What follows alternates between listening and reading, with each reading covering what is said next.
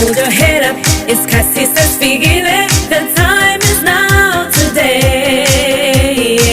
Kuzoba mnandi, the feeling's getting stronger. The world is yours to play. 100% talk for 100% real people. Minjani eThekwini. Welcome, a very warm welcome to this episode of the 100% Talk Show. The show that always gives you 100% talk because you are 100% real people. And I think you can tell with the smile on my face how excited I am for today's episode and for today's guest. I would love to thank Udu Confidence Designs, the lady that always makes me look absolutely amazing every time we come and shoot. I would love to also thank Isimo Daily Creations for their amazing jewelry pieces that really just complete and complement my outfit. And a very, very huge thank you to the Durban Botanical Gardens for hosting us namhlanje. Now, if you didn't know, the Durban Botanical Gardens is the largest surviving botanical gardens in the Southern Hemisphere. Yes, that's right. And so now I want to introduce today's guest. Now, she is a ship navigator and Africa's first female dredge master. She is the lady who is unlocking Africa's ocean economy. She is in the maritime advocacy. She is a keynote speaker, and there's a whole lot of other stuff that we're going to be talking to her about namhlanje. And who am I talking about? I am talking about none other than Captain Londiwe Ngcobo. Captain, my captain, how are you? I am good. I'm good. Thank you so much for being here.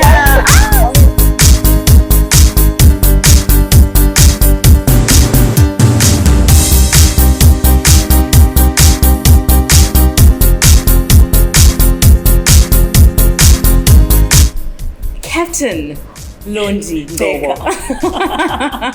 Oh my goodness, I'm so happy that you are here. Like, I don't know how many times I've said that. I think I've probably said that 17 times or more. I think we spoke about this when 2018, I think. It's been a while, ne? And here we are. Yeah. 2021. In God's time. We just want to have a chat with you, Sigwazi, a little bit more, you know, because we know the Captain Londiwe Ngcobo.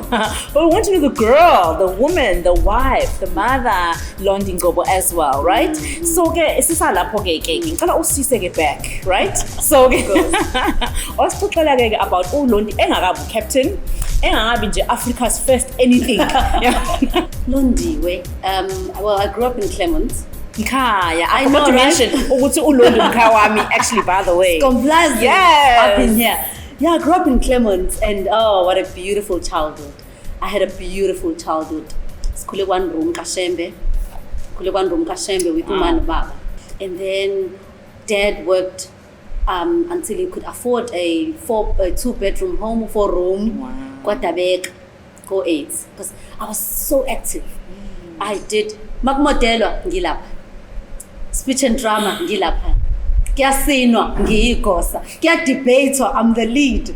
Ama dramas, I'm the lead. I was active. I had such a beautiful and colorful and free upbringing. And I remember then growing up, ukuthi Londiwe lo. I started having an interest ukuthi Londiwe. Why? Ngoba ngibizwa ngoLondi. Until mom told me ukuthi ngabizwa ngoLondiwe because their child before me passed away. 3 days after birth, Ulungile was her name, and it was the first child in the marriage. Ulungile passed away, and so mina I was the one prayed for, waited for. Umkhulu wami named me uLondiwe. Ngafundela uthela sihlala kaShembe, and then ngafunda eKujabuleni sesihlala eKwaDabeka. Further high school I went to Sithengile. That's when life started for me. Okay. Sithengile Yes. brought it for me. All right. I'm not shy ever, whichever stage, whichever country, ukuthi Sithengile made me. Because that's when I got introduced to speech and drama. And I just lived through speech and drama. It was passion to the core, actor, modela, debater, konke lokho. So, and I entered into an exchange student program year 2000 and year 2001. You know, you realize ukuthi uqhamuka elokishini awukwazi ukukhuluma isingisi. You know, but you then exposed to these kids Peshe. So where did you go, Peshe? We went to Leeds, the UK, Leeds. Ah, okay. So it was an exchange student there. And how old were you at this time? I was 13. Jeez. So now okay. imagine at 13 ngizotshela umama baba kuthiwa siyaphesheya elites UK the initial response was ngiyokwenzani lapho. Right. You know umzali you don't even trust Ikuphi lapho? you know inesigisa sikakahlangana uyothini. I could barely construct an English sentence, barely, but it was fun. What I remember is that I had fun. It gave me a world view to say impilo ayipheleli la ngikhona. Then furthermore 2001 this program comes again. Ideally you would give other people a chance or other kids a chance. What are the chances I'm in the list? Lo ngasazi isingisi. Lo okade kuthiwa She's uyaphi. back. Wow. So this following year, I went back and met the same friends again, the same families again. So I think then I was more free. Right. Hence, we speak of freedom. 2002, I had good maths and science. And uma se esikoleni sithengile be-introduce maritime studies. An alien, because umukhuluma ngolwandle. A black child would sprint. Yep. Okay, ulwandle is one thing, but maritime yinleyo. But I had good maths and science, and that was the prerequisites. But I loved speech and drama, which at the time did not require maths and science. Right. So here's this new field, and I loved standing out. I enjoyed being unique. A teacher came to me, Teacher Ngwane, saying, "You like isn't there unique, Londiwe? Yindaba ungangeni la." All my friends were going TD, speech and drama, welding, accounting. You know, I'm like, oh, you're in the maritime, and no one wants it. So, and hence I say the voice of listening to what is unique, and I suppose what feels more freer. I was only 15 then. Dear diary. Going back to my horoscopes in my room, Okay, now so and I look up and I'm thinking, wow, I'm a Pisces. Go fish. Pisces born in March. You write my dearest diary, you could see, what should I do? Speech and drama is a peshe. I love it. And it's all I've lived. But here's this industry that no one knows about, no one wants to tap into, and it sounds exciting. I tell my parents what are the responses immediately. From uyokwenzani lapho to yinleyo, uyakwazi nokubhukuda, ulwandle, you know? Yeah. I jumped. I enrolled, I was studying at a time, and that was the beginning of a very long story. And so where was the turning point? Okay, so now you study maritime because it's interesting and it's what your teachers want you to study. Where's the turning point? I love this. So, that's very interesting actually, because I always said that was like me enrolling, but I think the day I really felt connected was a school trip that we then took, because teachers didn't know about maritime. We literally had to cut out Tombe. Emapugwini, we had to watch Titanic. What a throw off. So it was just a bit confusing until we took a trip to the harbor. Something that I passionately think will bring more kids now. It's something that I'm so rooted in exploring more with the kids, having walked the walk. But we went there, saw the ocean in a different angle. We saw it from the other side, not from the beach side. And that's what we commonly see. We saw it from the other side. We got into a boat, sangena boats, sahamba neboats, sabona bantu bebancane bencipha on the shore side, and I felt connected. In a sense that as the water was cutting through, as the ship was cutting through amanzi floor, you see this moment of ababaningi abayenza lento, you know, ababaningi. Right. But then the passion ukubonakala kwayo was when sengametric it became the first and the last option. But ngoba sengametric manje my results started dropping. I was 1 point short of being from being accepted at the university, at DUT. I was 1 point short.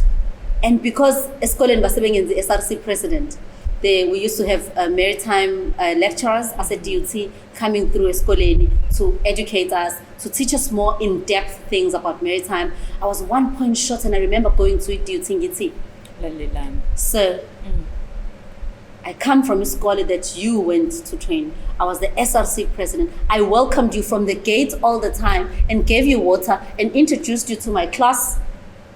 Imina. It's my first and my last choice.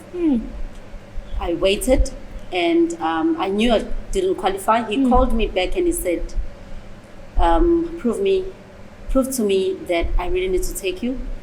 And because I was quite vigilant at classing, I started telling him about the Boyage system, I started telling him the things that we did, you know. Yeah. And he called this lady, Washwood, no, this one is ours.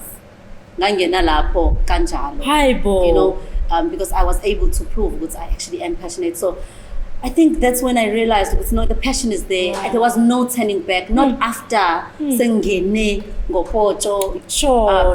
The most amazing one for me was when, after my studies, Ngena Ngcobo. Tell us about that. That was just amazing for me to say now, sekufike isikhathi. Sengifundile ngiqedile, sekufanele ngihamba. And then the reality ukuthi usuyahamba. I think it's kind of scary and exciting at the same time. It's exciting in that I've been headhunted as a female in the space because I was hired by the largest shipping company, the container shipping line, Maersk shipping line, together with a few of other females in the space, friends of mine, and upashwa by this largest shipping company. Number one, my parents don't even know how many they are, whether it's the largest or not. But ukuba selected, number one. Number two, sekufika isikhathi sokuthi uhambe. I remember ngigqoke ishathi elimhlophe, ama-epaulets, never mind the bars now. But it was just one stripe eshonale. Right. And so you have to earn those bars, no? You know? So ukuhamba kwami manje, it's saying sengenzelwe ibrayi ekhaya ngiyahamba. Ayifani nale brayi ngalesikhathi ngiyelithi, ayifani nale brayi yokuthi uyahamba uyaphe khona othisha siya, you know, ayifani. Le it's uye emkhumbini kwi-industry yabantu abasilisa abamhlophe uyohlala nabo. So leaving now, going to the ship, I get on board. Before I join the ship, there's this large thing in front of me. I'm in Singapore. It's big. And I'm thinking, oh, wenzani? Wenzani? The time where you want to call out to my like, upuma. Uma. But I think, as I said, even on my TED talk, because I had to reflect, what was my society thinking of ngalesa sikhathi? And ukubuyela manje sengirealize khona omakhelwane ababethi soke sibona. Kukhona omakhelwane ababethi nenzani nitetelelana ingane. Kukhona omakhelwane ababethi wawambona nje ukapteni owesifazane omncane kanjena, you know, omnyama, you know, saza baqwayiza. Mhlawumbe, maybe, just maybe. And I always get goosebumps thinking about it because my mom never told me this until I came back home with the first strike. So my good captain, sikwazi kakhulu as the Black Mermaid, right? So where does that come from, the Black Mermaid? Oh, the Black Mermaid. Being on the ship, it's a very personal, heartfelt movement, I suppose, for Black Mermaid. Being on the ship, young, in this territory, with no one really to call a friend, no land to call home. This is a home that you must make homely. You must make a home for months, you know. So I would be away for like 6 months, come back for a month kaya, away for 4 months, come back for a month kaya. When I started being trusted to come on the bridge, at the bridge is where we navigate the ship. Right. It's like the cockpit on the airplanes, the dashboard on the cars. So the bridge is for the ship. Okay. So I got there and I was given this chance. I come there in my cute uniform, one cute stripe. It was so dark because obviously it's just the buttons everywhere. Sure. And I felt like all eyes were on me. So that's when I would see, how much does she know? I messed it up. I messed things up completely. I was nervous. I knew all the theory from varsity, but put it into practice. So I messed it up. I was kicked off the bridge that day. I was kicked off to never come back. I went to my cabin, sobbed my eyes out, and in the morning, the following day, I woke up and I knew I was going home. I knew I had, messed it up. I went to the bow of the ship, Exen. The bow is where yabo Jack Norose laba makhona. Right, okay. Yeah, but ngiyathanda ube ichaza le just ichaza with izinto. Okay, Laba yes. mekhona Okay, Jack Norose okay, the most okay, famous thing. I yes. went there and I stood there.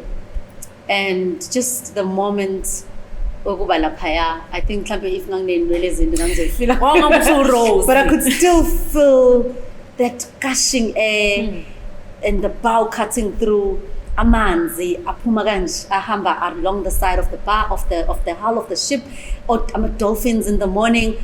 Dolphins ahamba kanje engathi abona izinja mayijaha imoto. Really? They do that. It was a man. beautiful sunrise. Yeah. I stood there and I'm thinking, what a sacred moment. And I'm here.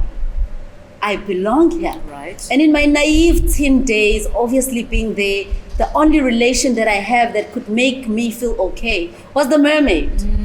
The little mermaid. Ariel. Right, From the yes. little mermaid. So I felt it there. The only thing is that she's peach. And I'm brown. And so that moment felt that I belonged there. And so I just felt I'm black. Black mermaid, fitting. Sure.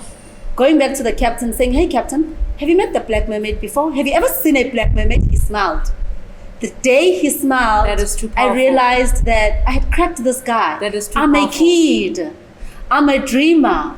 I belong here. Sure. And give me a chance. He smiled and said, what are you on about now? I said, where have you seen a mermaid live outside the ocean? So you can't kick me out. Where have you seen a mermaid breathe outside the ocean? So then they started acclimatizing to the kid, to the blackness. Yeah. I owned it. On the ship, I was called the Black Mermaid. We were speaking with someone else, Londy, about fighting for what it is that you want and fighting for what you believe belongs to you. Yes. And I'm thinking, back in DUT, you fought for it. Position, And right. you actually got into that. Now on the ship, Yeah. you're fighting for what it is that it belongs to you. me. Because there are going to be adversaries. There are going to be forces that are going to keep you away from what it is that you want. And that is what we should be teaching our youth. That's what we should be teaching our young people, right? Precisely. And I know you have a very close cause to your heart with around the youth, the global maritime youth. Tell us, Black Mermaid, about Global that. Maritime You know? Youth. Yeah. Coming back home, because after years of the stripes and experience and all of that, I qualified and came back home. And then the thing to say, Ngiyabonga for trusting me, I'm done. Now coming through the headlines, newspapers, magazines, TV shows, and all of that, that is now when my parents were able to respond to the haters. EP prostitute. EP prostitute. So that's now the force of response that I was able to give back to my parents. But now the challenge that lives behind is saying, Sis Londy, I want to be like you. How do you become a captain? Sis Londy, oh my How gosh. do I get the freedom to choose And what now you chose? I realized that it might not be the same path, but I have a challenge to multiply because now I've become first. I've become most influential, whatever. I've taken TEDx stages. I've taken Forbes stages. I've taken so many. It has to multiply. And that is why Global Maritime Youth is a multiplication of Black mermaids for me. A black child needs to know ukuthi the ocean also belongs to us. We need to know ukuthi while we're fighting for land, the ocean also belongs to us. And it bears fruits. It bears opportunities. As we walk kanje on land, we need to know that there's life in the ocean too. But I can't change that to a grown-up, I suppose an adult. So it's better to cultivate them while they're still young to say, actually, a black man can swim, and it's my duty and so many other people and colleagues in the space to share the word and make sure that we again multiply. Yeah. And at the end, I'm actually going to ask you, how do we get a hold of you? How do we get a hold of everything, right? And how do we actually participate? Because I'm sure there's going to be a lot of young people that are going to be so interested. So, Nami ngikhula nje When I grew up. ngifuna ukuba uLondi nami sengikhula. Tell us about the choice of man that you have decided to spend the rest of your life with, and what kind of choices are you or freedoms rather of choices are you giving to your children? I think to your as beautiful women, girl? I appreciate the question actually. I think as women, we do tend to sit in a cloud, you know, and maybe rightfully so, because I mean, being young, a teenager, when you choose a boyfriend, you just choose butterflies, you know, when The cutest you know, one. when you choose friends, you choose neighbors, you choose schoolmates and buddies, just, you know, those that you grew up with. And I think somehow, maybe along the way, sifting is key. I had a boyfriend in high school, but coming into varsity, being then single, a boy stopped me in the middle of the road. I don't know what girl will stop in the middle of Mansfield Streets at DUT, the busiest, but I stopped. And I sparked, there was a spark that was there. I stopped to listen to this boy, Wasemarit Speki, who was doing mechanical engineering at the time. Stopped, listened to him, and we connected. But before we even, I suppose, lock anything, he knew I was doing maritime. So when's the maritime? Does this mean you're seven Mkumbin? Yes. So what are the aspirations? I'm gonna be a ship captain. So does that mean Zohamba L6? Yes. Take it or leave it. Yeah. So from that early, it is saying don't be shy, because you know why? Good men, or rather solid men, know that there's some women that are worth the wait. And so from that early, we need not to be shy, because I would have compromised. You need to exercise that freedom, right? Sengiyahamba, ngizomshaya nobani, where bazomthatha, you know, all of that. It was very clear from the word go that this is what I do and this is what I aspire. So the freedom to choose should be the freedom to align with where you're going. Sure. That's powerful. And hence today we're 10 years married. Well, actually in November we'll be 10 years married. Oh, That boy that congratulations. stopped me in Mansfield Thank Road. you, young men, for stopping here on that day. Yeah. So the freedom to choose, even with friendships, then the freedom to choose says, my friend, I'm gonna be gone and you will have my back. I'm gonna be in the limelight because I've walked the work that I used to talk to you about. And you will have my back when the headlines construe my journey. When the so-called, I don't know what, naysayers or haters, when they deviate from my vision, you will have my back. So then, I mean, you allow that circle and your surroundings to talk the talk and walk the walk that you aspire to journey. Sure. So it's the freedom to choose is saying when we don't speak the same language anymore, I can be free to choose something else. And it's okay. I might meet you now and we'll be best friends. Yeah. Because right now you speak my language. Yeah. And you have chosen also to go into consultancy, right? In the maritime space. Tell us a little bit about that before you tell us how can we get a hold of you? Yeah. So moving from the ships, the container ships, I moved to the dredges. Those are the other kinds of ships that are owned by this.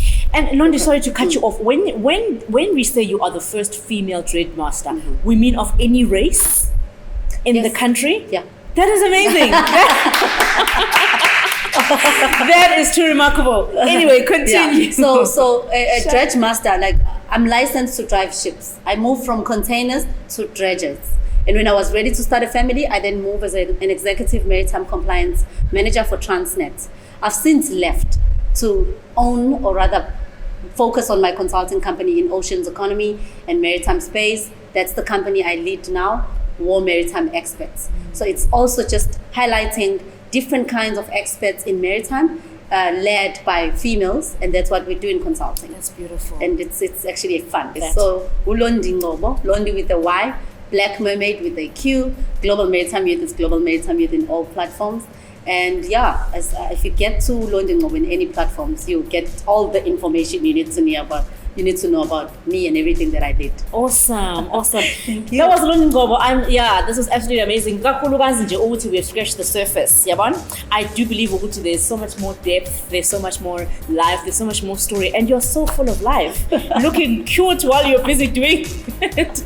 And thank you to eThekwini every time for watching and following us. Please do click the subscribe button right below so that you can catch this and many other episodes that we are going to bring you here on the 100% Talk Show. I hope you go and exercise your freedoms as well that are in your space. Whatever choices that you have to make, please do exercise responsible freedoms that are going to benefit you and those around you. And as always, my name is Thembeka Vilani. I love you so much, but remember, God loves you more. Mwah.